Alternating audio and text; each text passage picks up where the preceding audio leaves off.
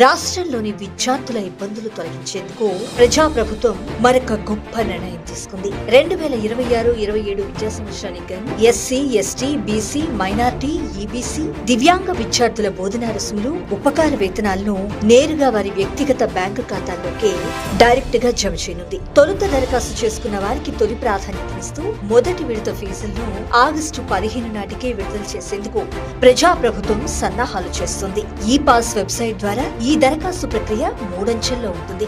మొదటిది 10th memo Aadhaar card ఆధారంగా demo identification, రెండవది మీ సేవా కేంద్రాల్లో బయోమెట్రిక్ ధృవీకరణ, మూడవది వివరాల మ్యాచింగ్ తో సమగ్ర దరఖాస్తు సమర్పణ.